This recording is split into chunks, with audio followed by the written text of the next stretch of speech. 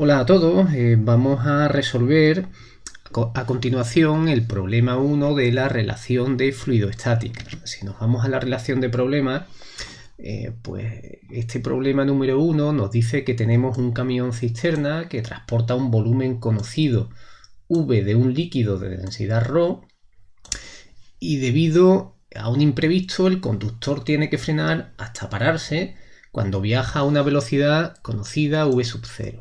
Como consecuencia de ello, pues el líquido ejerce una fuerza sobre la pared frontal del tanque que contiene a dicho líquido, ¿no? Y dice el enunciado que suponiendo que la frenada ocurre con una aceleración constante en un tiempo t sub f, desde la velocidad v sub 0 hasta estar completamente parado, y que el tanque es un paralelepípedo de longitud L, altura H y anchura E, y que el líquido que lo contiene no llena completamente el tanque, sino que sobre el mismo existe un gas a presión P sub 0, pues bueno, nos dicen que calculemos algunas cosas, ¿no? Por un lado, la posición que la superficie libre del líquido adopta durante la frenada, ¿no? Suponiendo que el líquido en ningún momento toca la pared superior del tanque. Y en segundo lugar, nos piden que calculemos la fuerza ejercida sobre la pared frontal del tanque si la presión exterior es presión atmosférica. Bueno, pues vamos a hacer un pequeño esquema y vamos a comenzar a resolver este problema por fluidoestática.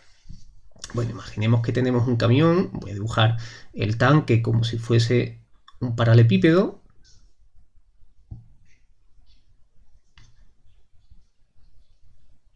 Vamos a hacerlo un poquito más grande, porque si no, no se va a ver bien.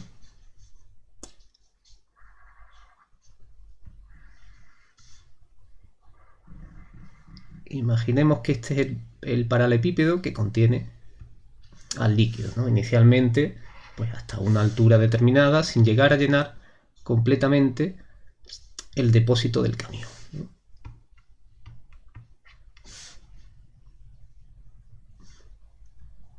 Y este camión pues se mueve a una velocidad v sub 0 en este sentido, ¿no? Siendo la altura de este depósito igual a h, su longitud igual a L y su espesor o el ancho del mismo igual a E, ¿no? Son datos conocidos del problema. Y el volumen de líquido transportado también es conocido, es V, y el líquido pues tiene una densidad ρ pues, constante. Siendo la presión exterior un gas, presión conocida P sub 0, y en el interior pues tenemos un líquido, en la parte de abajo. Fuera pues tenemos aire a presión atmosférica. Bueno, pues en un momento dado el conductor tiene que frenar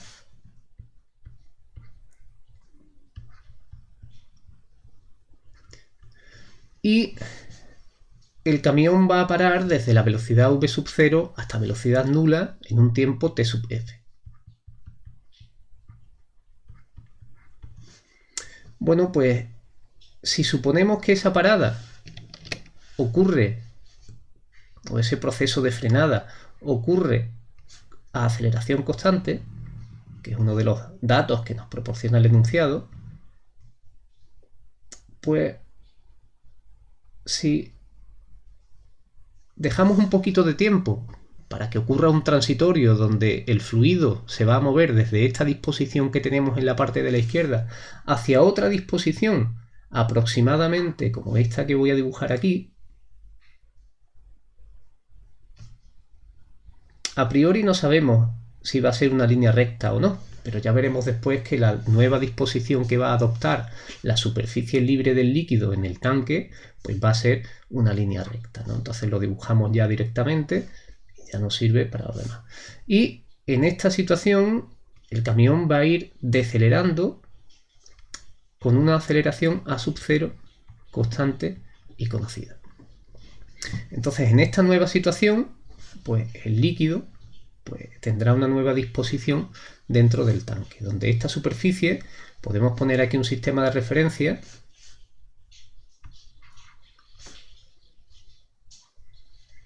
eje Y para arriba, eje X para la derecha.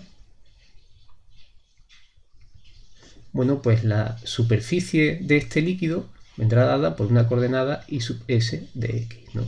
Será una función que nos dirá qué disposición tiene o qué forma tiene esa superficie libre del líquido en el tanque, ¿no? Donde fuera tenemos presión P sub 0, presión del gas y densidad ρ y fuera presión atmosférica. Bueno, pues sabiendo esto nos piden dos cosas.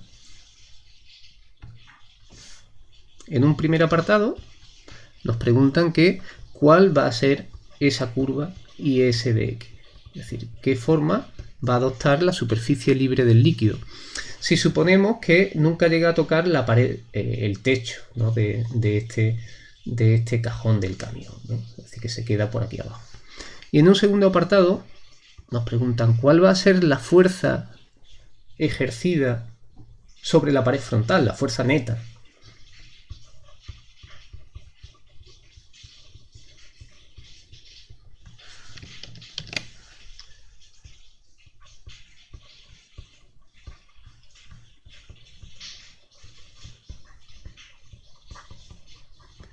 Es decir, sobre esta pared que tenemos aquí. Si al otro lado tenemos presión atmosférica, ¿no? Bueno, pues vamos a empezar a resolver este problema por fluidoestática. Y es que si lo vamos a resolver por fluidoestática,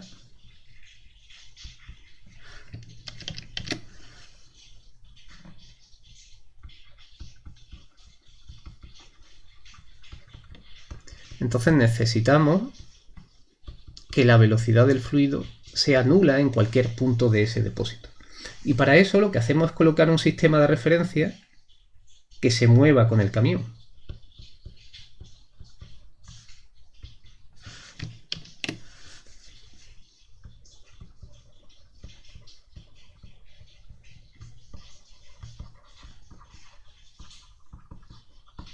Es decir, aunque esté decelerando, dicho camión, como el sistema de referencia decelera con el propio camión, respecto de ese sistema de referencia, la velocidad del fluido es nula, ¿no? Quitando un pequeño momento inicial en el que pasamos de esta disposición de la izquierda a la disposición de la derecha, pero ese tiempo nos dice el enunciado que es muy corto.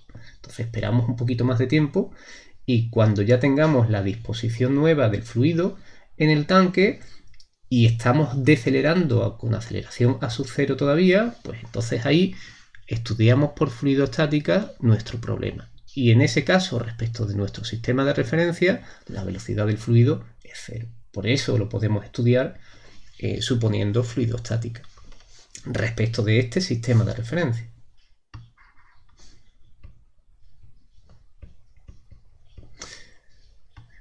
Bueno, y también, no lo he puesto antes, pero bueno, en este problema la gravedad pues actúa en este sentido. Bueno, pues vamos a aplicar fluidoestática a este problema. Y es que en fluidoestática pues sabíamos que la ecuación de conservación de cantidad de movimiento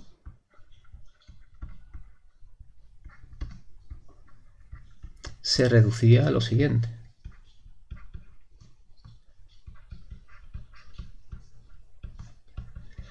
Donde las fuerzas másicas las podíamos escribir en general como el gradiente de una función potencial u, ¿no? De forma que esto realmente era menos gradiente de P más ρ menos ρ por el gradiente de u. Y como la densidad es constante, la podíamos meter dentro de los gradientes y agrupar los gradientes de forma que teníamos, el signo menos se nos puede ir, nos quedaba que P más ρ su gradiente es nulo y por lo tanto se convertía esa ecuación de conservación de cantidad de movimiento en lo siguiente, que P más ρ es una constante. Luego a esto se reduce la ecuación de conservación de cantidad de movimiento en fluidoestática.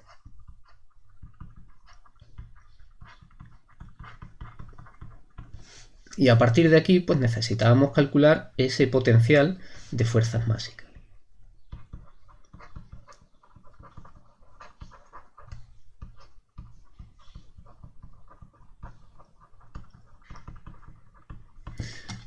Y ese potencial de fuerzas másicas pues tenía la forma siguiente. el producto escalar del vector gravedad por el vector de posición, más si existe una aceleración lineal del sistema de referencia por el vector de posición, menos el módulo del producto vectorial de la velocidad de giro del sistema de referencia por el vector de posición al cuadrado partido por 2.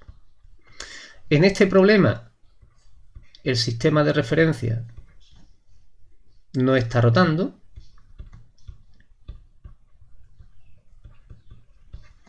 y tenemos tanto acción de la gravedad como acción de una aceleración lineal, ¿no? ¿Qué formas tienen estos vectores? Pues el vector g tiene dirección menos i. Luego el vector g va a ser menos g en dirección i. Y el vector a sub 0 estamos decelerando y por lo tanto a sub 0 tiene dirección menos x. Luego a sub 0 va a ser igual a menos a sub 0, que es el dato conocido del enunciado, en dirección menos x, ¿no? Y el vector de posición pues nos va a marcar la posición dentro del tanque. Una coordenada x en dirección x, una coordenada y en dirección y y una coordenada z en dirección z si el eje z sale de la pizarra, ¿no? Bueno, y sabiendo estos tres vectores podemos hacer los siguientes productos escalares, ¿no? G por x no va a ser más que el producto escalar de este vector g por este vector x, e por i por x, x es 0, e i por ez es 0 y e i por i es 1. Luego esto queda menos g por i. Y el producto escalar de a sub 0 por x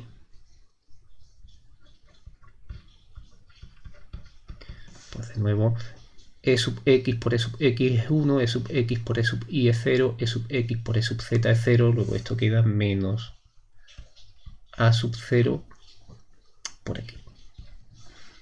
Y por lo tanto el potencial de fuerzas máxicas en este problema no es más que menos g por x, es decir, menos por menos más g por i, más, que es menos, a sub 0 por x.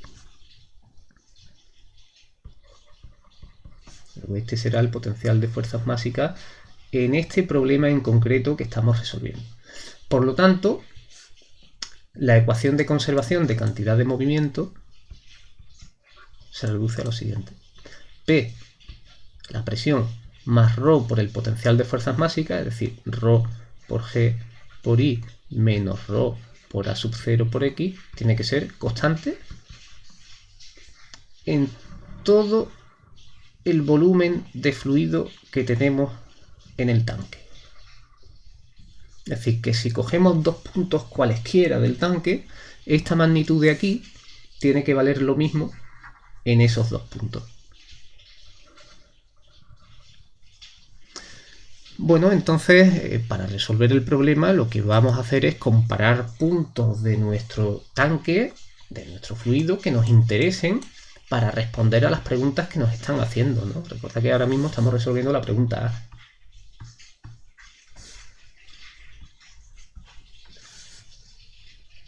Bueno, pues vamos a tomar una serie de puntos, por ejemplo, este punto de aquí, este punto de aquí, y un punto pues, en una posición, la que sea. Y vamos a comparar, por ejemplo, el punto 3 con el punto 1. La coordenada i del punto 1 vamos a llamarla i sub 1. La coordenada i del punto 2 vamos a llamarla i sub 2. Y en este punto 3, pues esta va a ser a una distancia x concreta, genérica, pues la posición i va a ser i sub s de x. Bueno, pues vamos a comparar el punto 3 con el punto 1. En el punto 3 se nos tiene que cumplir que la presión va a ser igual a P sub 0, porque son puntos de la superficie, densidad ρ, aceleración de la gravedad g, y en el punto 3, i sub s de x menos ρ, a sub 0 en el punto 3, x del punto 3 Y esto tiene que ser igual a esta misma magnitud en el punto 1, por ejemplo, presión P sub 0, magnitud I sub 1, y X es igual a 0, porque en el punto 1 estamos en X igual a 0. Luego de aquí podemos despejar, recordemos que esto era punto 3, un punto genérico entre el 1 y el 2, y punto 1. De aquí podemos despejar cuánto vale I sub S de X. Las presiones P sub 0 se nos va y nos queda que ρ por G por IS de X es igual a ρ por G por I1 más ρ por A sub 0 por X. Las ρ se nos van y se nos queda entonces que I sub S de X no va a ser más que I sub 1 más A sub 0 partido por G por X. Es decir, que va a ser una línea recta que va de I sub 1 hasta I sub 2, ¿no? I sub 2, fijaos que no va a ser más que I sub S en X igual a L. Luego esto va a ser igual a I sub 1 más A sub 0 partido por G por L. Y bueno, tenemos ya la forma que tiene la superficie libre del líquido en el caso de que ocurra una deceleración constante.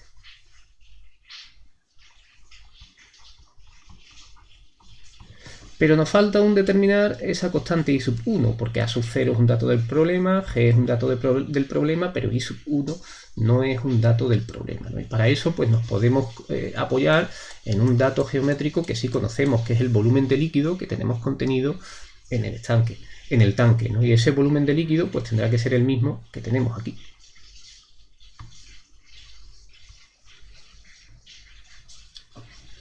Y por lo tanto se tendrá que cumplir que el volumen en esta nueva disposición, que no es más que, esto pues si es un paralelepípedo, pues su volumen no es más que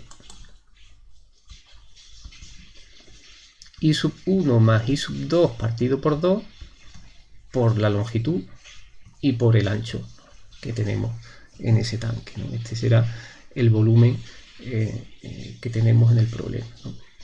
Y conociendo la forma de I sub 2, pues esto no es más que I sub 1 partido por 2 por L y por E, más I sub 2 partido por 2 por L y por E. Y de aquí pues podríamos despejar I sub 1. Esto por ejemplo es I sub 1 partido por 2 LE más I sub 1 partido por 2 por L y por E más A sub 0 partido 2G por L cuadrado y por E.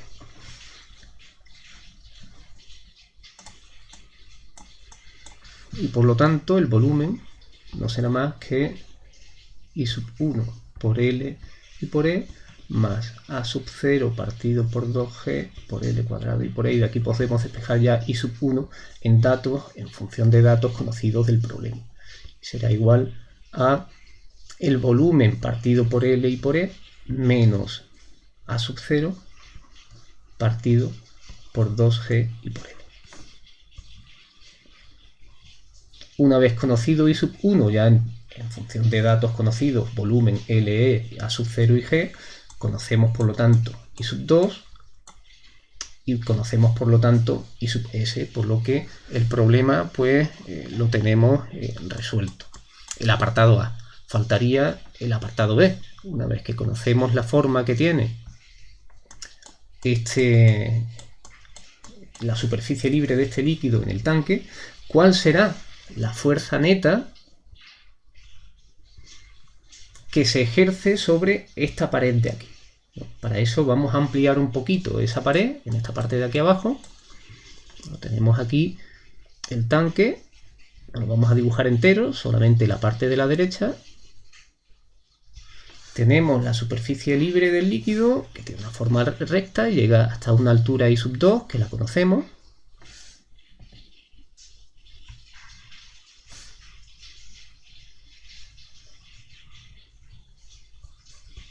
Esta altura total es H, también la conocemos. La presión del gas aquí dentro es P sub 0, actúa en este lado de la izquierda de la pared frontal. Fuera, en toda la pared frontal, actúa una presión atmosférica. ¿Y cuál será la presión que actúa en la parte del líquido? Ese es el problema. Es decir, entre el punto I igual a 0 y el punto I igual a I2, ¿cuál es la presión que está actuando sobre esa pared? Como consecuencia de que ahí tenemos un líquido. Una vez que tengamos las presiones, las fuerzas, pues las podemos calcular simplemente pues integrando las presiones. Recordemos que la fuerza neta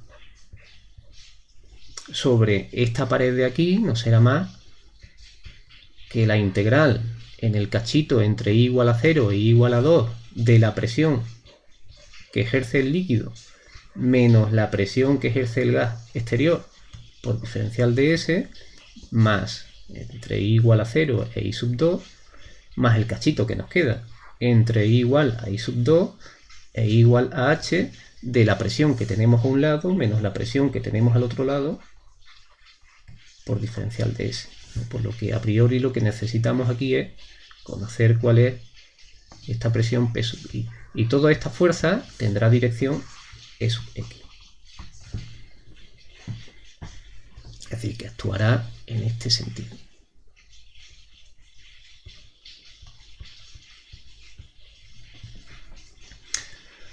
Fijaos que esta fuerza neta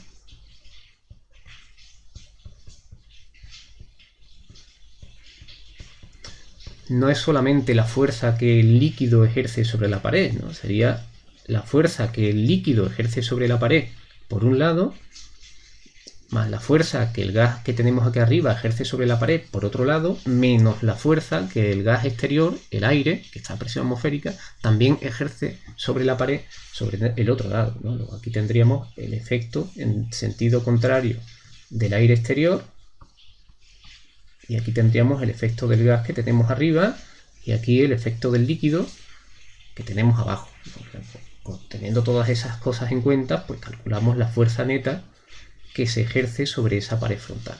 Bueno, necesitamos para ello la presión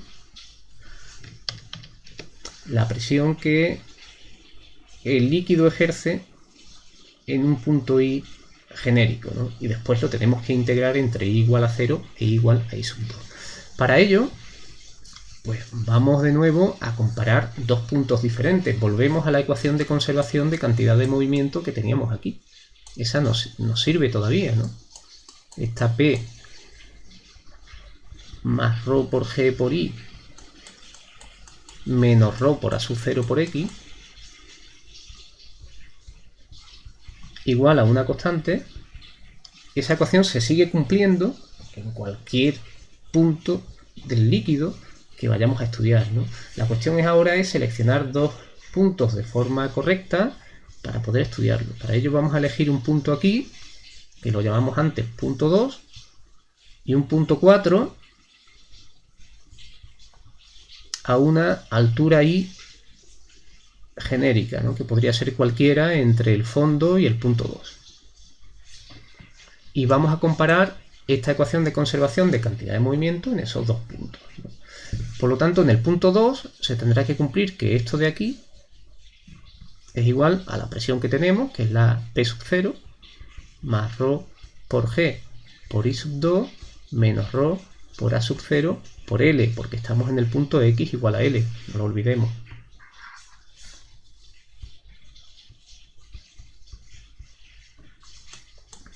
Y eso tendrá que ser igual a esto mismo de aquí en el punto 4.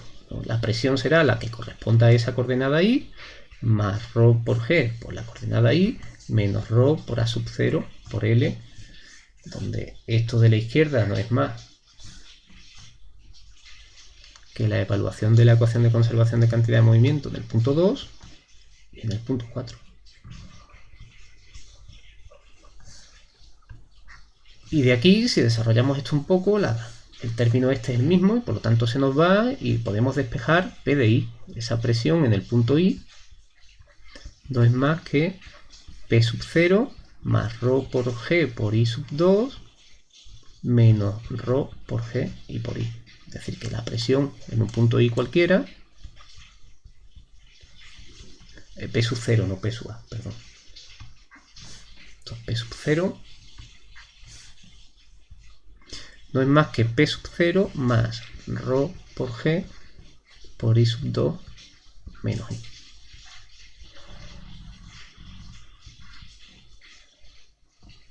Es decir, que no será más que, he vuelto a escribir P sub A, cuando es P sub 0, perdón por P sub 0. Donde este I2 menos I es esto de aquí.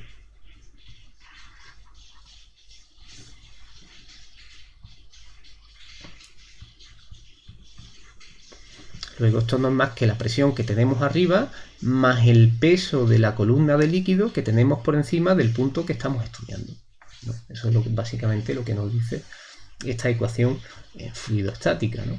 Bueno, pues una vez que conocemos la presión como una función de I, porque P sub 0 es conocido, ρ es conocido, G conocido e I sub 2 ya lo hemos determinado en el apartado anterior y también es conocido, pues esto simplemente es una función de I.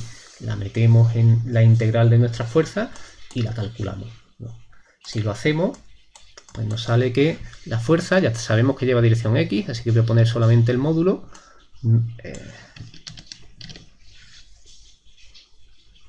Ahora sí, no es más que la integral entre 0 e I2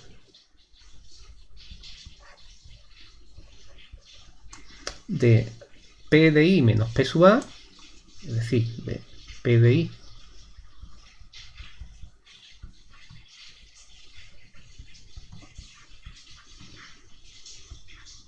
menos P sub A, diferencial de I, diferencial de S, perdón,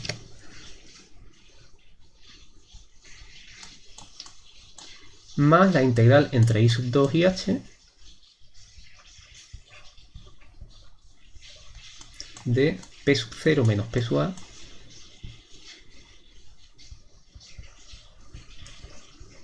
por diferencial de S. Donde este diferencial de S y este diferencial de S no es más que, si cogemos un elemento diferencial de I aquí,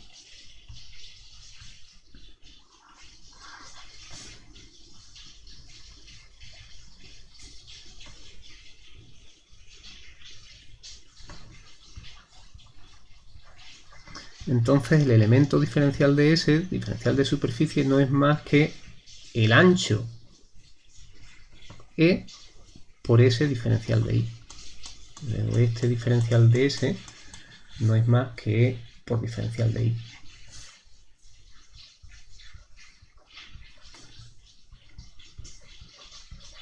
Y entonces podemos integrar todas estas ecuaciones. Fijaos que esto nos queda, de hecho podemos separar esta integral por la integral entre 0 e I2, que podemos sacar P sub 0 menos P sub A fuera,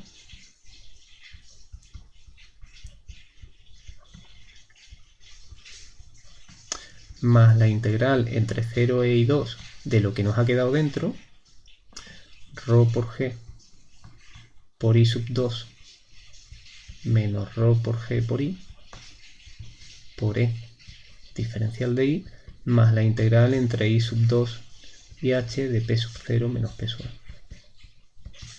E diferencial de I. Esto era una E.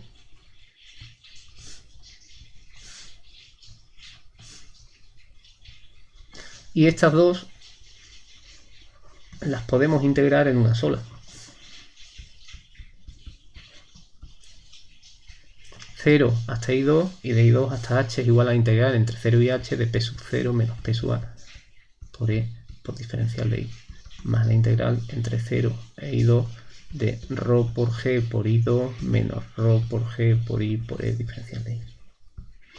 Y si hacemos estas dos integrales, la primera es muy sencilla porque P sub 0, P sub A y E son constantes, por lo tanto queda como, salen fuera de la integral, P sub 0 menos P sub A por E por la integral de diferencial de I entre 0 y H es H. Más la integral primera, que es ρ por G por I2 por E. Si lo integramos nos queda por I, evaluado entre 0 e I2, menos ρ por G por E por I al cuadrado partido por 2, evaluado entre 0 e I2. Y esto no es más que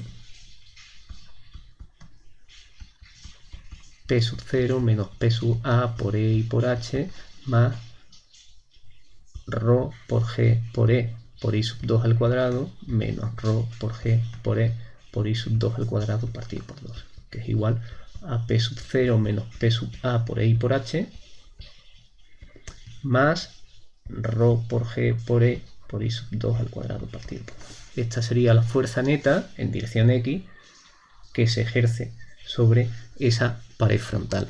Y con esto pues tendríamos terminado este problema de fluidoestática.